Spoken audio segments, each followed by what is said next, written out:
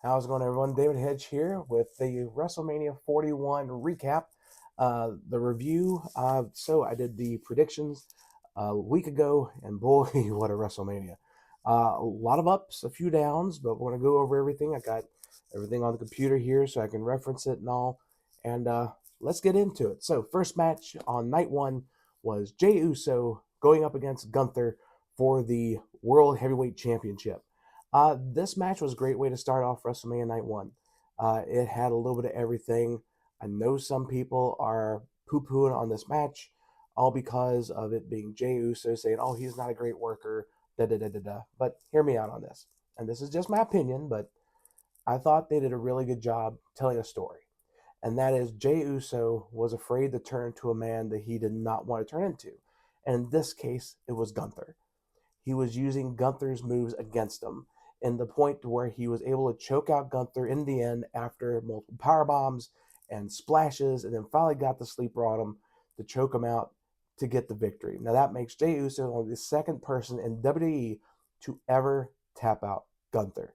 So that means he is an elite group with Ilya Dragunov being a person who was able to make Gunther tap out. Now, do I wish Gunther would have just passed out from the pain and everything and still fought and all? Yeah, I pretty much would have liked that better, but I'm still happy with how it went. Everybody was happy. There was yeeting all over the place, and it was a great way to start off the night, especially with Jimmy Uso coming out there celebrating with Jay. It was well deserved, and I can't wait to see how Jay's title run goes. Hopefully, it goes very well. I know Gunther's wasn't as stellar, but hey, they're both young in their careers. Well, Gunther is. Jay's saying he's almost at the end of his.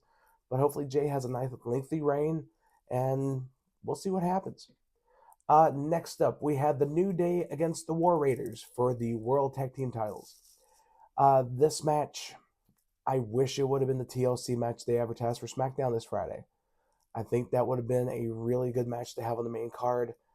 As much as I like the New Day and as much as I like War Raiders, I really wish they would have just had this on Raw the night after WrestleMania. It would have been perfect for it. But they did some really good spots in the match. But the New Day ends up winning, getting the titles, and basically stealing one from the War Raiders after some chicanery, which I figured was going to happen, but unfortunately, no Big E to interfere. And so we now have new World Tag Team Champs on Raw with the New Day. And hopefully, they can do something with them with those titles going into now after WrestleMania season, post WrestleMania season, going into SummerSlam, the next big one, and the Money in the Bank coming up in just a little over a month. Next up, we had Jade Cargill, the Storm, which I was really cool to see the weather guy from, can't remember his name off the top of my head, but the weatherman from the Weather Channel, who always gets excited when he hears thunder snow, uh, being able to introduce Cargill. And everybody was like, this is a weird choice. She cosplayed as Storm at one point, and she did a very good job with that cosplay. And she definitely, if you were going to cast a real life superhero, if Storm was a real person, it would look like Jade Cargill. And so having her get introduced that way was perfectly fine. And have Naomi with the brand new look and the brand new music was really good. The match itself was fine. Naomi did her best to make Jade look like a beast. And Jade did, catching Naomi when she dove off the top rope and catching her in the suplex. Perfect. There was one spot where she had her in the electric chair drop and basically tossed her up, turned around, and powerbombed her. There's reports saying that Naomi got hurt. Hopefully she didn't. But if she did, I would not be surprised because that was a bit of a rough landing. But Jade Cargill was able to get the final win and be able to win with Jaded. And hopefully this will now put both of them in different directions for now. And maybe one of them will go into Bianca. Who knows? Next, for the United States Championship, LA Knight was defending against Jacob Fatu. And this one went exactly like I thought it was going to, with Jacob Fatu winning the championship and becoming the new U.S. champ. But this was a great match in the middle of the card. They basically beat the holy crap out of each other. There was one part of the match where Jacob was going for a moonsault, and LA Knight was able to hit the BFT right in the middle. RKO-esque, I think Randy Orton was smiling in the back like a proud papa going, hey, he learned that from me. I think it was a really good match. But the right outcome happened. Jacob Fatu, your new United States champion, and he is going to run roughshod throughout the entire SmackDown locker room. Mark my words on that. Next up, we had El Grande Americano going against Rey Fenix, subbing in for Rey Mysterio, who unfortunately got injured during SmackDown.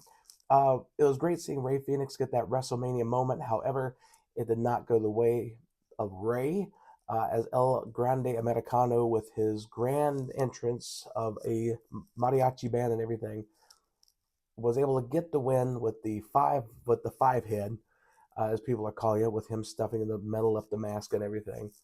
He was able to get the win, and who knows now if we will ever find out if El Grande Americano is actually Chad Gable. Only time will tell.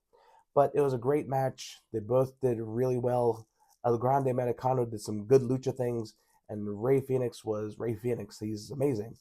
And I really like how they were able to incorporate the metal just a little bit more in the mask, with Rey going for a punt to the head of El Grande and basically injuring his foot, causing the downfall of Rey Fenix. Next up in the semi-main, it was Tiffany Stratton defending the women's championship against Charlotte Flair. They beat the holy crap out of each other. There's nothing more to say on that. Even though Tiffany Stratton came out as a Barbie doll, Charlotte got the big entrance, but they both beat the living bejeebus out of each other. And it ended up being where Tiffany Stratton at the end, she ended up having like a bit of a unicorn horn starting right here. She chipped her tooth, but these two definitely laid it all out there. They had a really good match, hard-fought match, and Tiffany Stratton was able to win with the prettiest moonsault ever, and she continues to be champion, and I can't wait to see what she does. And now we get to see what happens with Charlotte Flair. She has officially lost her second big WrestleMania match, and now we're going to see where she goes from here. She's pretty much done everything in WWE. How much longer does she have? Only time will tell. Finally, night one, the main event was Seth Rollins versus Roman Reigns versus CM Punk. We had it all. We had flamethrowers. We had a solo Roman Reigns for the first time in 5 years. We had CM Punk with Living Color and Paul Heyman, and these three definitely told a story. And it was a really good story. How Paul Heyman was conflicted because he was in the midst of the Roman and CM Punk situation and all. Seth Rollins was basically going and just enjoying every bit of it. But at the same time, they were beating the living crap out of each other. And you had finisher after finisher after finisher, nothing happening until the very end, which I thought was going to play into something later. But it didn't. So we had, at one point, all three men on the ground. Paul Heyman finally decides to get into the action, picks up a chair, gives it to Punk. Gets in the ring, helps Punk up to his feet, and goes, hey, get Roman Reigns. As soon as Punk was able to lift up the chair, Paul Heyman hits a low blow on Punk. Goes groveling back to Roman Reigns, going, my tribal chief, holding the chair. And Roman's smiling, pearly whites and everything. He gets up, gets ready to hit Seth Rollins with the chair. And as soon as he gets ready to do that, Paul Heyman hits him, but he gives a little bit more oomph to it. He's just like, yeah. Like, I don't know why. He was just like trying to destroy Roman's manhood. I don't know. But he definitely left an emphasis on it. And then he hands the chair to Seth Rollins. And Seth hits Roman Reigns, gets the curb stomp, 1, 2, 3, and now we have an unholy alliance between Paul Heyman and Seth Rollins. And I'm filming this before Monday Night Raw. So hopefully we'll get an explanation of what's going to happen. But I really wish that this would lead into the main event on night 2, which we'll get into night 2 right now, because we had a really good triple threat to start or to end night 1. We had, in my opinion, the match of the weekend for WrestleMania as the start of night 2, as Io Sky defended the championship against Bianca Belair and Rhea Ripley. Bianca and Rhea got special entrances. Bianca had a jump rope artist, and she had her stepdaughter there and everything.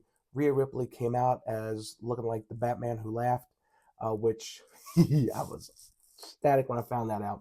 It took me a minute because my wife and I were watching, and my wife commented she needs to cosplay as Joker. And now she has officially done it. Thank you, Rhea. You're amazing. But Io Sky did not get a special entrance. She came out, she did her thing, but then all three of these women, when the bell rang, if you're going to watch one match from WrestleMania, this is the match to watch. For 20 minutes, they basically did all the spots. They did the great storytelling. They went full on, full bore, and they just laid it into each other with probably one of the more creative finishes I've seen in a while. And it would have meant, if they would have done this finish, the finish in the Intercontinental title match would have been a little bit better. But the way it ended, Rhea Ripley's on the top rope. She has Io Sky in like a bit of the Alabama Slam position, but reversed. So she throws her into the ring post. Bianca gets her down.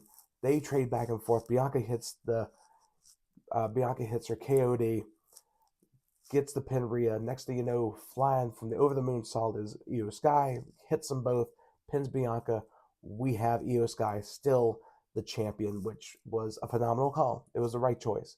I would have been fine with either Ripley or her retaining, or Ripley winning, Io Sky retaining, even Bianca winning. All three of these women deserved it, but I'm really glad it was Io Sky, and probably, like I said, in my opinion, the match of the weekend. Next, we had the Sin City Street Fight, which was Drew McIntyre against Damian Priest. This one, a lot of fun plunder. That's pretty much what it was. It was a lot of fun plunder. You had the tables, you had the chairs, you had the stairs, you had everything. Uh, and they, again, you could tell they were trying to go at each other and be able to one up what the women did. They didn't. It was really hard to follow that triple threat, but they did their best. And in the end, it was Drew McIntyre winning with a Claymore into Damian Priest, whose head was trapped in a chair in the turnbuckle. It was a creative way to end the match. And hopefully, Damian Priest is all right. He was complaining about possibly not breathing or having trouble breathing. So hopefully, nothing major happened. But it was the right call. Drew McIntyre getting his win after what happened last year when Senior Money in the Bank cashed in after Drew McIntyre beat Seth Rollins in WrestleMania 40. Next, we had the Fatal 4-Way, which was Dominic Mysterio versus Braun Breaker versus Finn Balor versus Penta in a Fatal 4-Way for the Intercontinental Championship. Again, a fantastic 4-way match. It was a lot of fun. Everybody was doing tremendous things in this match. You had Carlito out there helping out the Judgment Day. Then you had him speared through a table by Braun Breaker, who went from the Spanish announce table to the American table, the U.S. table. Either way, it was splinters by the time it was all said and done. It was a fantastic spot, but in the end, Dominic Mysterio showed his true colors and stabbing Finn Balor in the back, taking advantage of opportunities, and becoming your new Intercontinental Champion. It's great to see how somebody who was in the business for a long time and was once part of a match stipulation now becomes the Intercontinental Champion. And I can't wait to see what he does with it and what's going to happen with the Judgment Day after all the shenanigans that happened during the 4-way. Next, we had the Randy Orton Open Challenge, which was answered by somebody I did not have on my bingo card for WrestleMania, but say his name and he appears as Joe Hendry, made his WrestleMania debut, the TNA champion. And this has been a bit of a, some people liked it, some people didn't, because some people are going, hey, why are you going to have the TNA champ job out in 3 minutes? Or, hey, why couldn't he do more in the match? Why was it so short? Da da da da. And it was a case of Randy Orton calling out somebody. Here comes Joe Hendry. And Joe Hendry, they had a 3-minute match, but it was an entertaining 3 minutes. The whole thing where Joe Hendry's going for the standing ovation, grabs him by Orton by the throat. Orton's looking at him like, this is way too early for this. Hits him right in the eye. And then Joe Hendry hits him with the fallaway slam, kips up, does the turn, and then out of nowhere, Randy Orton said it, the RKO will hit you out of nowhere and take care of you 1, 2, 3, and that's exactly what happened. And then he picked Joe Hendry up. Joe Hendry got a round of applause and standing ovation. And then after he took his accolades or allocades, as some people say, Orton RKO'd him again and then did Joe Hendry's pose. And it was a fun little part right there. Because after what we had, the fantastic triple threat, the street fight of brutality, you had the high octane of the fatal 4-way. You needed that palate cleanser. And yes, we did not get the Viper who was full of venom and had the voices in his head. You had the Viper that was fun, and he was like, oh, I'm going to have fun with this. And he did. And I'm glad that Joe Hendry, somebody who's been on the independent for a long time, is finally getting what he deserves. He did a run at NXT. He was a surprise entrant in the Rumble. And hearing that ovation at WrestleMania when his music hit was phenomenal. I geeked out. And my wife has not been following too much with wrestling, same as our friend Hani. She's starting to get back into it, but they really enjoyed seeing Joe Hendry, and hopefully we get to see more of him on WTV and TNA and anywhere else he pops up, because he is always an entertaining person to see and to watch. And when he does his music and the parody songs, fantastic. I hope to see him more. But Randy Orton got the win in this one, but it was a great, fun match. Then we had Logan Paul against AJ Styles. All right, so with this one, this is where things started to get a little bit rough. They had a fine match, a really good match. Karrion Kross, I'm glad he was able to get on the card at WrestleMania a little bit, even though it was just a spot to further a storyline between him and AJ. But Logan Paul winning with a punch, winning with a pulverizer. I knew it was going to be that way. I thought there had been more shenanigans like we've seen in past matches before. But AJ Styles still looking good. Logan Paul still ticks me off that he's that good, being only he's been in there for a few years. But he took the shortcut and everything. In his words, he took the shortcut straight to the mainstream, straight to the main event, straight to in ring at WrestleMania and all, and he got the win. And if you haven't seen Karrion Kross's interview that he did recently, he did it today, where he was very vocal about the whole thing with Logan Paul. It might have been a work shoot promo, and if it was probably one of the better ones I've seen since Punk. I believe every word he said. And if it was just straight shoot, yeah, still believe every word he said, still agree with it. And I hope that he gets to do something more in WWE. Or if for some reason they say, hey, you got to go, wherever he goes, I know he's going to tear it up.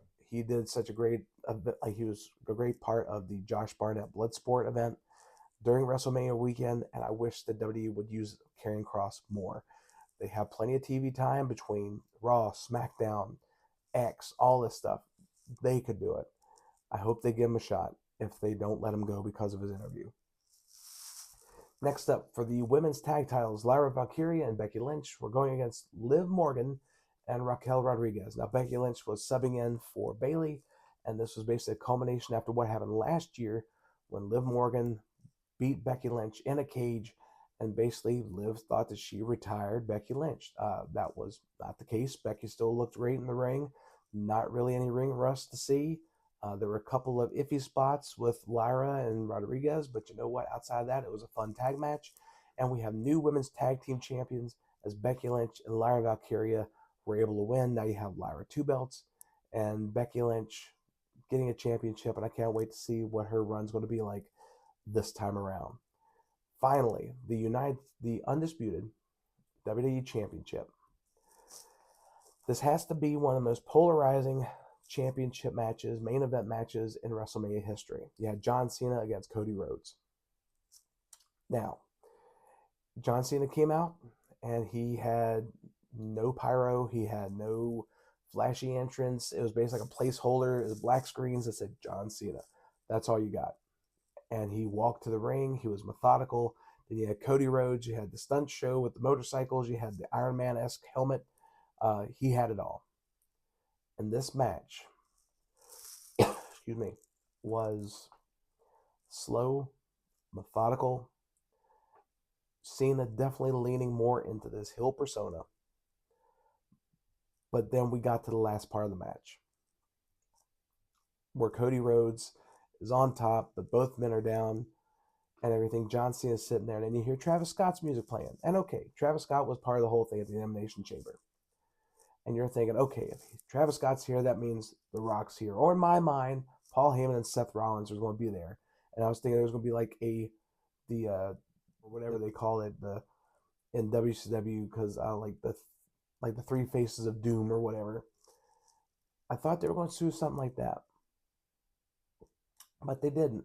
Travis Scott came out there. He walked. He took forever. I think he took longer than Roman Reigns did for his entrance for his match in night one. And he just slowly sauntered. Cody Rhodes was able to get his revenge by hitting a crossroads on him. And then you had John Cena with the title. He goes to use the title. Cody Rhodes grabs it. They're doing a tug of war. Cody Rhodes grabs the title. And we're thinking he's going to hit John Cena. John Cena's begging off. We had a similar situation in the AJ Styles match where Karrion basically grabbed the brass knucks from one of Logan Paul's flunkies, tried to give it to AJ.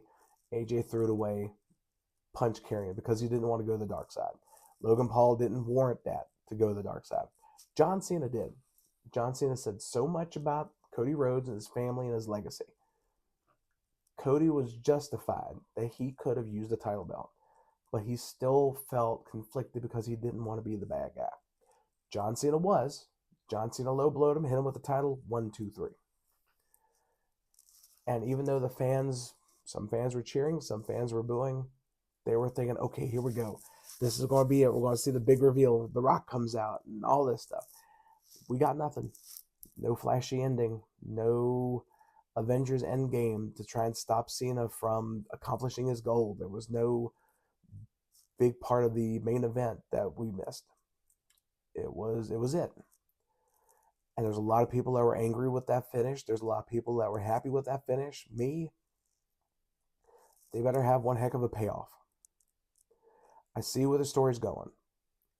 John Cena's going to hold the belt, and then the very last day, he's going to lose it to somebody who deserves it.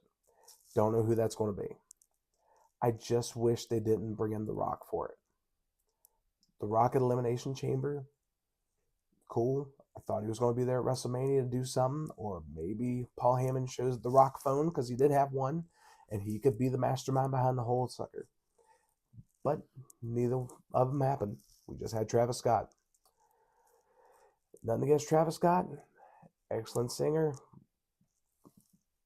Deserves all the stuff that he's been getting in the music world. I would have expected more to happen to beat Cody than just Travis Scott and Cody's conscience getting to him. But we'll see what happens. Tonight's the Raw after Mania. A lot of things usually do happen most of the time. So we'll see how everything unfolds during this part of the fallout of WrestleMania as we get ready to go on the Backlash in St. Louis. And there may be a certain Viper waiting for Cena at that stop on his retirement tour. But there's my review of WrestleMania Night 1 and Night 2. I tried to make it as quick as I could. If you can only watch one night, watch Night 2. If you can only watch a couple of matches, like I said, match of the weekend was the women's triple threat, Io Sky, Bianca Belair, Rhea Ripley. Definitely watch that. If you want a longer storytelling version, Seth Rollins, Roman Reigns, CM Punk. I said it before in the predictions that the last match of Night 1, the first match of Night 2, if they're the triple threats, they're going to set the tone. And they did. The triple threat for both of them, fantastic. And then if you want the feel-good moment, definitely watch Jey Uso versus Gunther. I thought that was actually a really good match, even though a lot of people don't agree. But you know what? Everybody's got opinions. I respect everybody's opinions. These are just mine. So, but that's the WrestleMania review. And next time I'll see you will be for Money in the Bank for the wrestling part of this. You'll see me this Friday with another gaming video and everything. But thank you so much for checking out this video. If you like it, please like, share, comment, and subscribe. And let everyone know that House Hedge Gaming is here for all of your wrestling needs, in addition to all of your gaming needs as well. So until next time, everyone, stay safe and take care, my friends.